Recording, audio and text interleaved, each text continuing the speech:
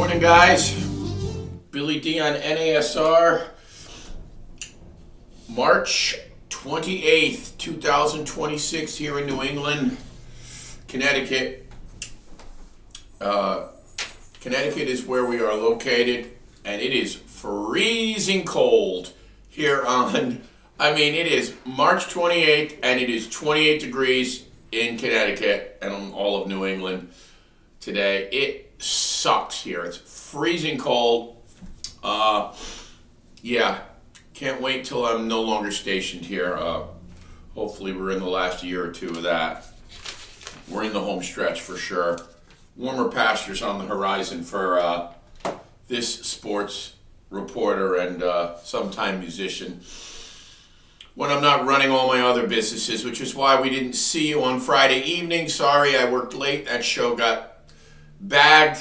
Remember, I do this out of a love for sports and love to interact with you guys. I can't always keep these. I have a lot of other work responsibilities, and that does take precedence. So sometimes our schedule gets disrupted. I try to keep the shows on a schedule, especially during football season. But you'll always see the notifications when I come on, so you'll know when I come on, and when I'm not on, I'm not on. We got a lot to cover and catch up on. NCAA Tournament, lots of exciting action yesterday. I want to take a look at where we are with my final, from when I filled out the bracket to where we're at now to what's left. Obviously, we had some great games last night. Duke defeated St. John's in what was an epic game. St. John's was actually up by 10, but Duke, aided by their star forward Cam Boozer, and of course they got the point guard Foster back, who's a veteran. And although Caden Boozer's done great at the point in his absence, having both of them out there, it's that veteran presence calms things, especially when you're down 10. Duke's healthy now. They got their center back, they got their starting point back, and the sky's the limit for them. Obviously, I picked Duke to go all the way. They come from behind and defeat St. John's 80-75 last night. Again, they were down 10. It wasn't looking good, but Duke always calm in the storm. Always calm in the storm. Boozer with 22 points. He was fantastic. Evans had 25 points.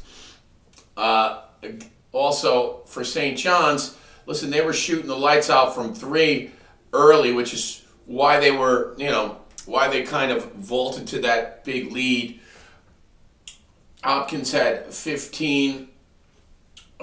Zophar had 17 for St. John's.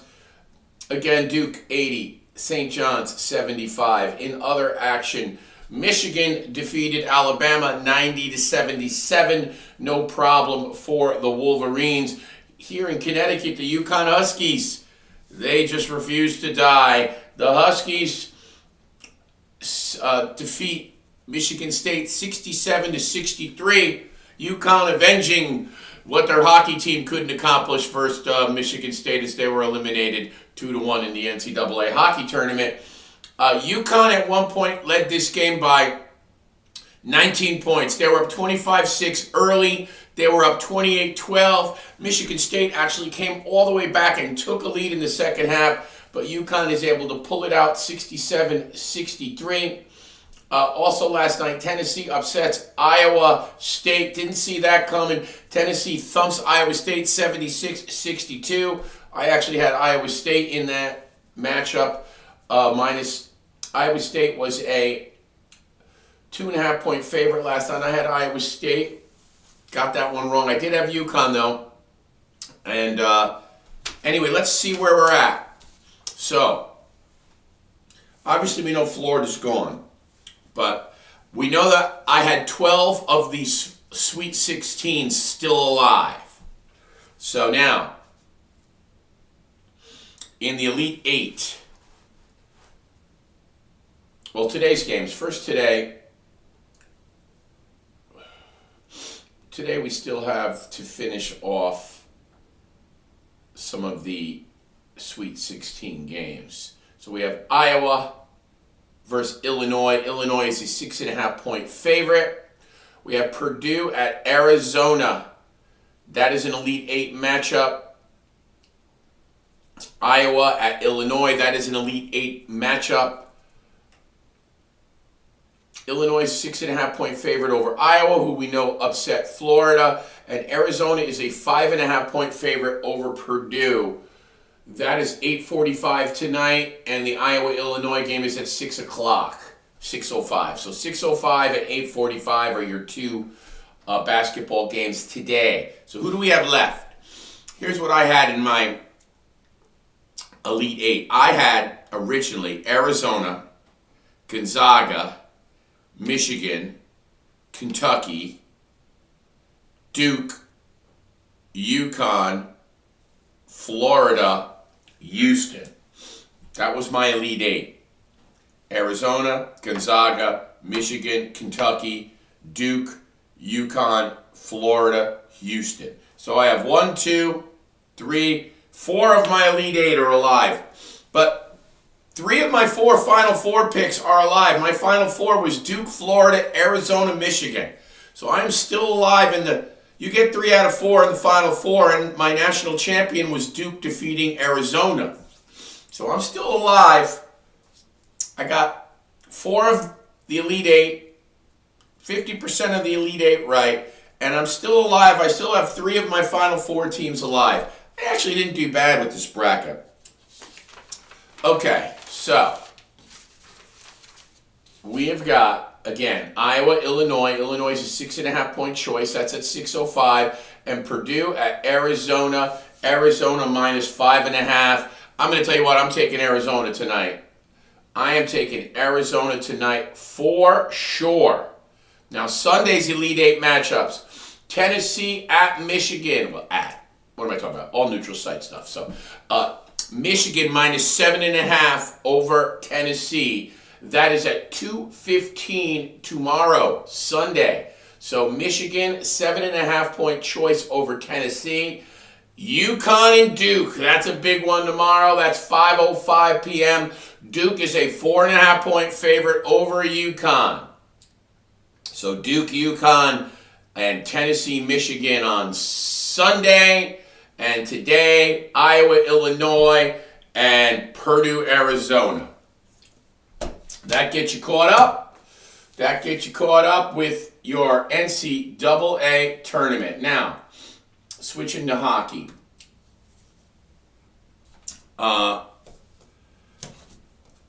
Denver Pioneers advanced yesterday, 5-0. Michigan, the number 1 seed, defeats Bentley 5-1. They advance. Let's get your schedule for today. Let's get your schedule for the NCAA tournament today. Oh, in other news,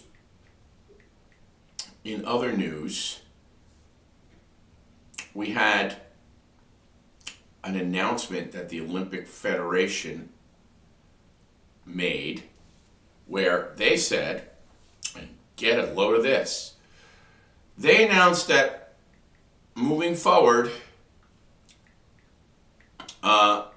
there will no longer be biological women allowed in women's sports. Oh, geez, I mean, that makes sense. You mean you're not going to allow biological men, trans men, who have been allowed under, previous laws, and Democrats voted to allow in international and NCAA athletics to allow trans men to compete in female athletics. Well, guess what? They were always winning because they're men. So they announced, and this came from the White House. A law has been passed. The International Olympic International Sports Federation has complied, where now biological men will no longer be allowed to compete in women's sports. I mean, who would have thought? Common sense and logic prevails. Who would have thought? I don't know. Makes sense to me, right?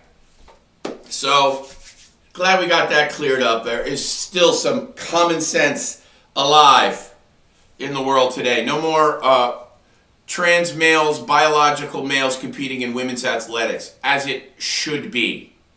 As it should be. Okay. And back to what we were. NCAA hockey tournament now. Got to get the readers on here. Okay, so I gave you the whole 16-team pool. So to open the tournament on Thursday, Quinnipiac, Connecticut has another team vying for a national championship here. Quinnipiac defeated Providence 5-2. North Dakota defeated Merrimack 4. North Dakota defeated Merrimack 3-0. So Quinnipiac defeated Providence 5-2. North Dakota defeated Merrimack 3-0. Remember, the Quinnipiac Bobcats won a national championship just 3 years ago. The defending champs are the Western Michigan Broncos. The Western Michigan Broncos, who are alive in this tournament. So today at 7 p.m. we have Quinnipiac and North Dakota on ESPN2. That's a good one. Yesterday's semifinals saw Michigan, the number 1 seed, and they're loaded with NHL picks. Michigan defeated Bentley 5-1.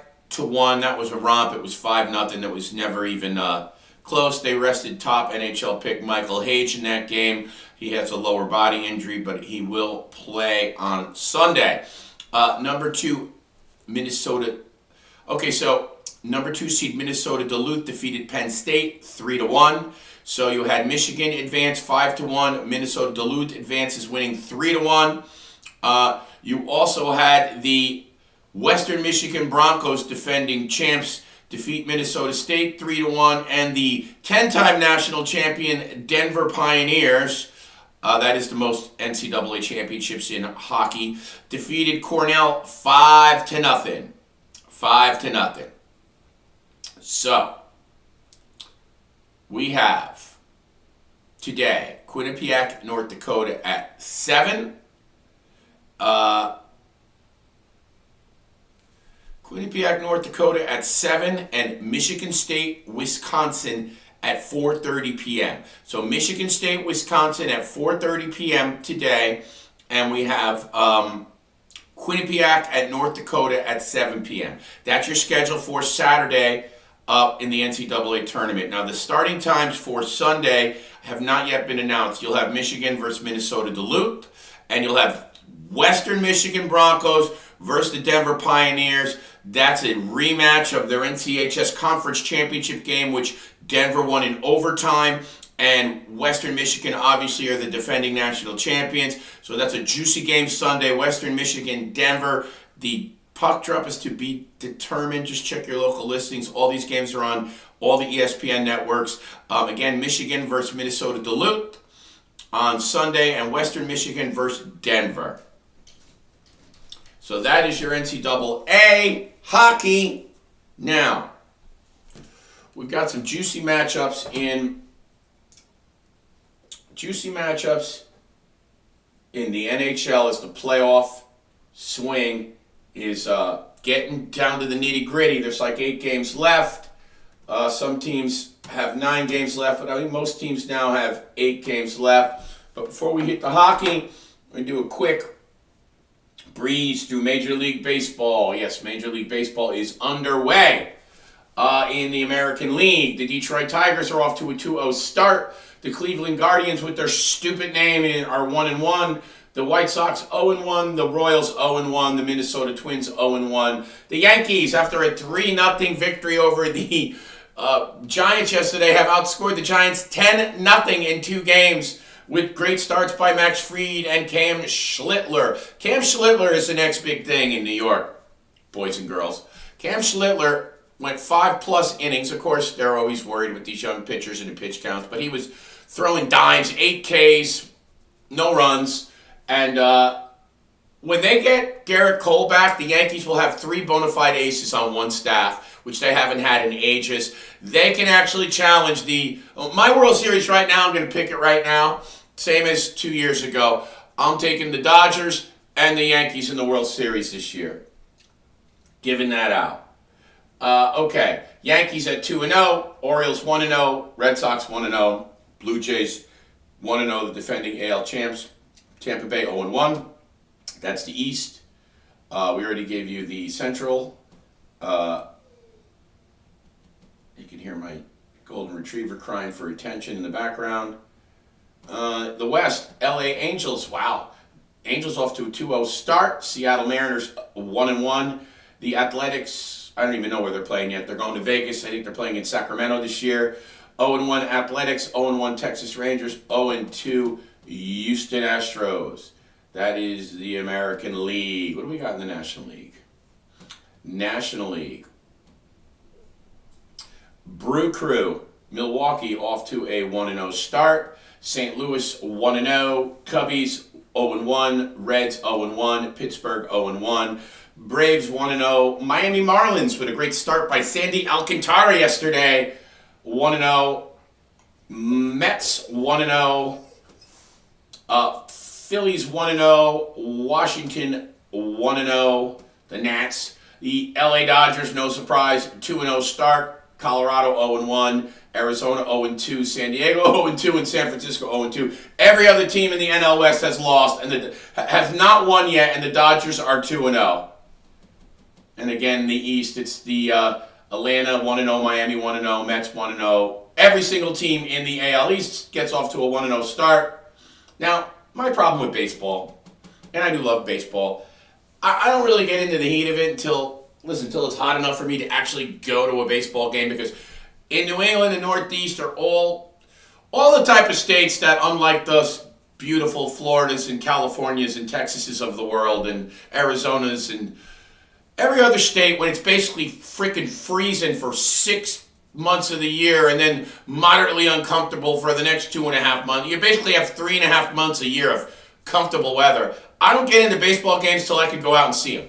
I'm not going to no baseball game in New England in April where it's 43 degrees at night and I'm freezing. It's freaking miserable. It's just, I'm sorry. Not enough full contact action for that shit. I'm not doing that. I do love baseball. One thing that really irks me about baseball is there needs to be competitive balance. I mean, there really needs to be some competitive balance, because when I'm looking at the MLB here, I mean, who really has a chance to advance and have a playoff run, a chance for a championship? How many teams? 8? I mean, seriously. You got the Braves, the Yankees, the Mets, the Dodgers. I mean, who? There's just not enough. You can't compete against teams that have 200, 300, and then the $400 million payroll of the Dodgers, when you got teams like the Marlins and the Pirates spending, $96 million. They have no freaking chance. And there's a ton of teams like that. The Milwaukees, the Kansas Cities, even though Kansas City was in a title 11 years ago, but the Colorados of the world, the Arizonas, the Pittsburghs, the Cincinnatis, Milwaukee. These teams have no chance. They have no chance. They don't spend the money. The big markets like the New York teams, LA, Chicago, Boston, Toronto. I can name you 8 teams out of 30 freaking baseball teams that have a shot. Listen, there needs to be some more parity and competitive balance in MLB. It's almost like when you're watching women's athletics, all these idiots in Connecticut that get so pumped up about the Lady Huskies. You got no competition. There's no competition. There's 8 good teams out of 100 freaking colleges in women's college basketball. Who gives a fuck? I'm sorry. Take all those Gino Auriemma championships, you stick them up your ass. Let's put Gino in a league where there's 30 good teams and see how he does. Like all the men's college pool, where there's just a ton of great colleges, and now with NIL, everybody's in it. Let's put those coaches in a league where they actually have some competition. You remember, competition? Well, baseball sometimes is just as bad. I look up and I see 8 teams with a shot. That's just not enough for me to really get, die hard interested until the real warm weather, and you're getting later in the season. It's 162 games. But we will cover baseball, and I do love it. I do love it. Okay, now, for some of you that may laugh at me for this, we will be covering spring football here. Football is our primary sport. Football and hockey are our primary sport.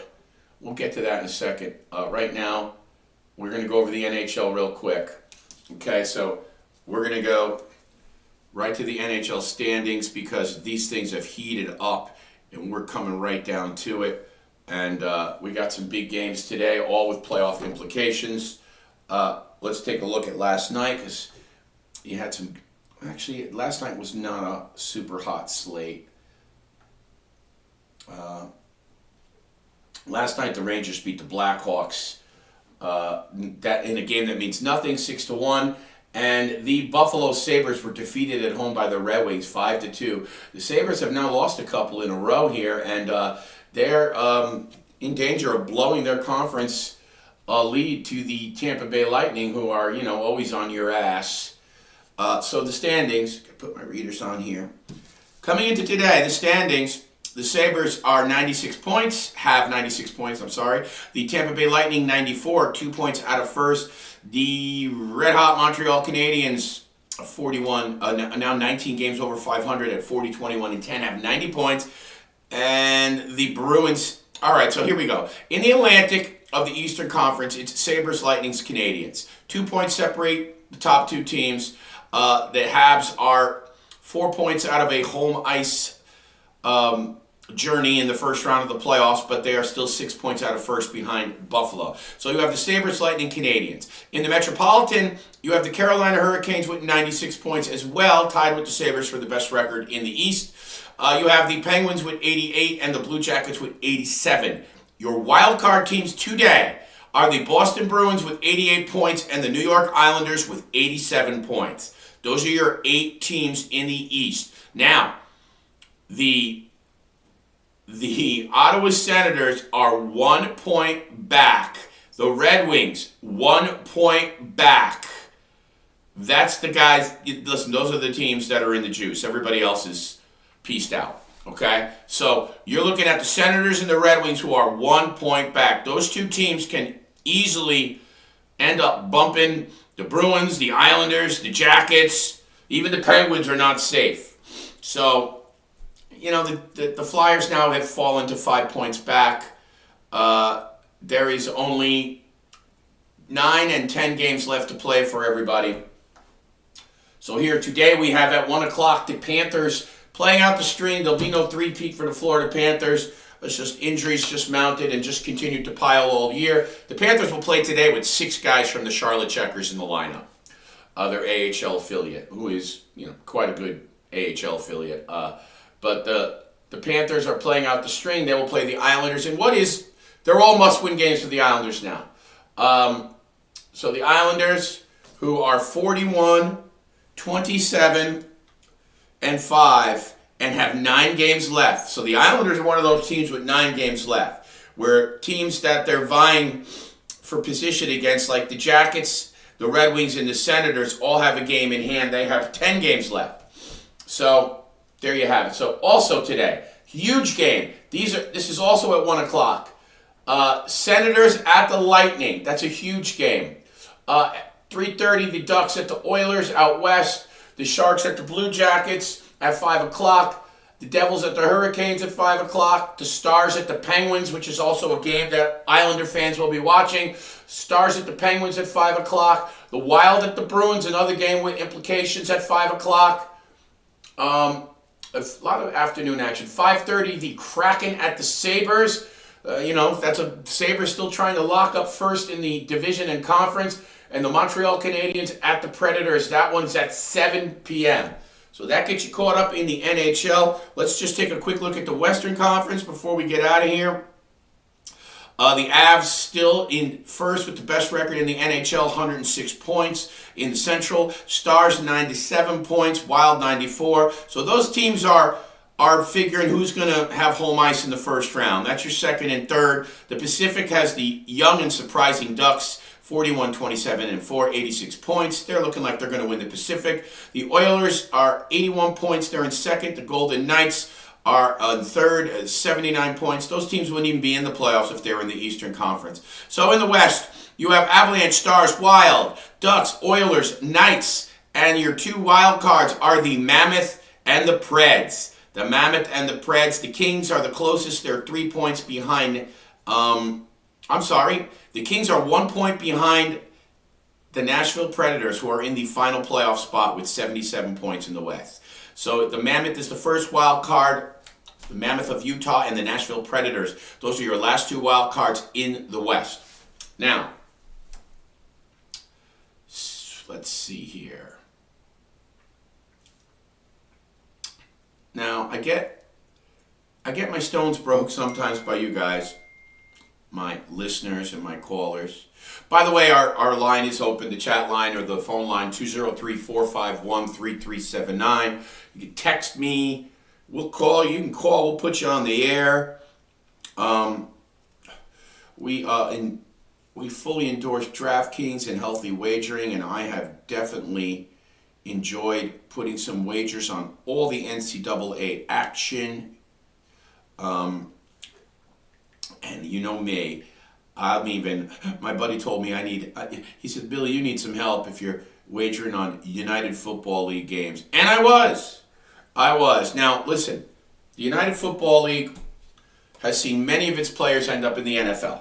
Now, we know that spring football has failed in so many different incarnations. The biggest one was in the 80s when they had the United States Football League from 1983 through 1985, which, had players like Herschel Walker and Steve Young and Reggie White and Doug Williams and Doug Flutie. And I could go on and on and on and on. The superstars that played, Gary Anderson, on and on, the level of play of that league, but they just couldn't keep up with the salary scale that star players aligned. That was the last time that we had a spring league that was the level of the NFL. You'll never ever have that again. It's not about that. This is about a league where players can cultivate their development, guys that have either just missed out on the numbers game that is, a 53-man roster of the NFL, or it's about guys that maybe are on the back end of their career trying to get a little resurgence. Guys like former Cowboy defensive end Taco Charlton, who plays for the Dallas Renegades.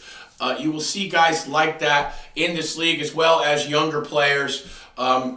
Guys like J.T. Mickens, the former Tampa Bay Buccaneers wide receiver who won the Super Bowl when Tom Brady was in Tampa back in 2020. You've got guys like that are trying to get a second surge at their career. But you also have young guys that, just haven't gotten a chance yet. You'll recognize some of these guys, big college names.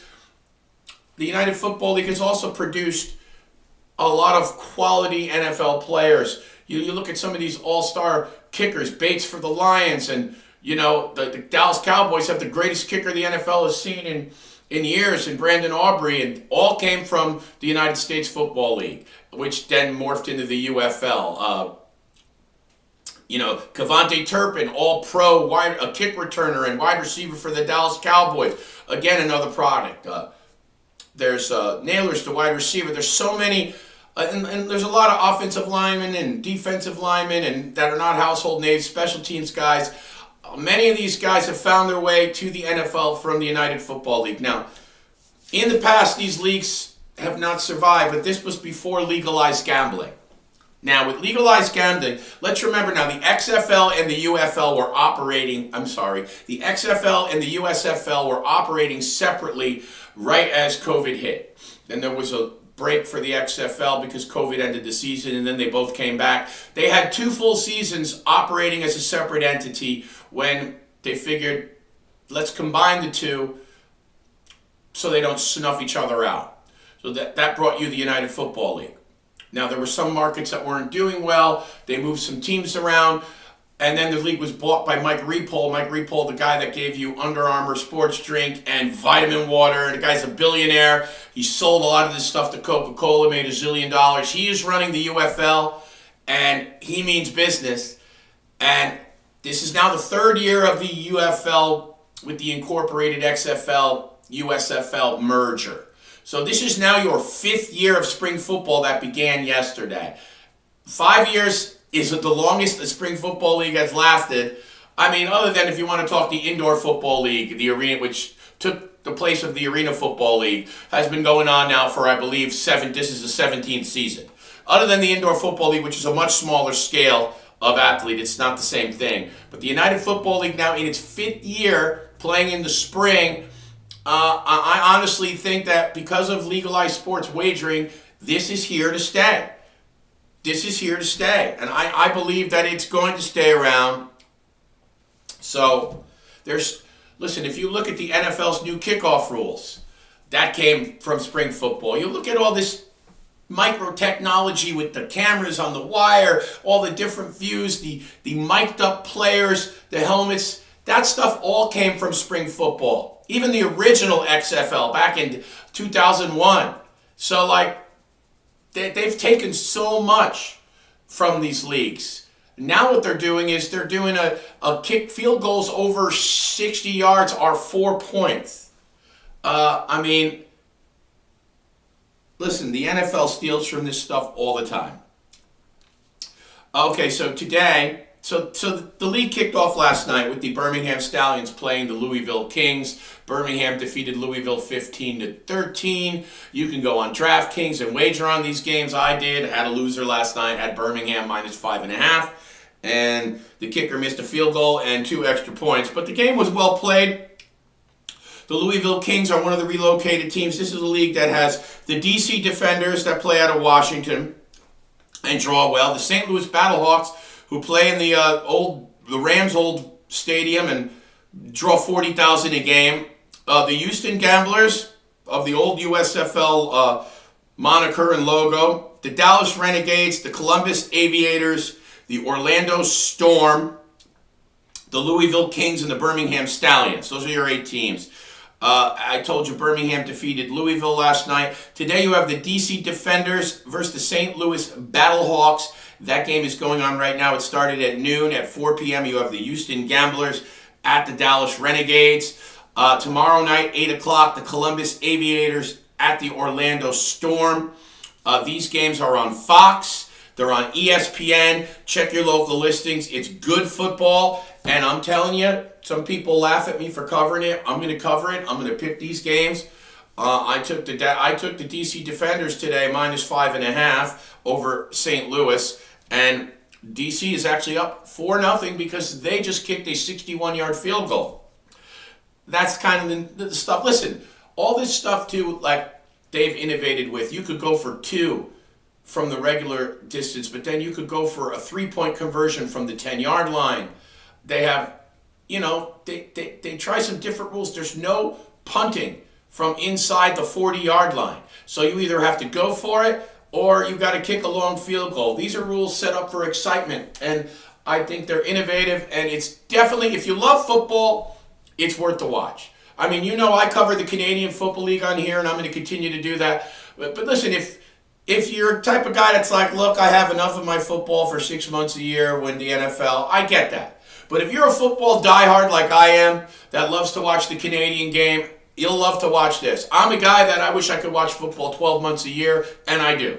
So check that out if you get the chance. We're gonna keep popping on here. I don't have a regular schedule until NFL season comes back, but you'll see my notifications. And I also do pre-recorded shows and sports bites, and I'll keep posting that. So please follow my YouTube channel, North American Sports Report, and also please follow Billy DiNapoli on Facebook, Instagram. My shows are all on there. I also go on X, not as much. Once in a while, I'll post some content on X. Follow me on X there too. I'm Billy DiNapoli on North American Sports Report. Don't forget, check out both those pages. Please subscribe to my YouTube channel, North American Sports Report. I appreciate you guys with the Venmo and the Cash App donations. It helps me keep things rolling. You guys have a great rest of your Saturday afternoon. Enjoy all the sports out there. I know I will. Have a great day.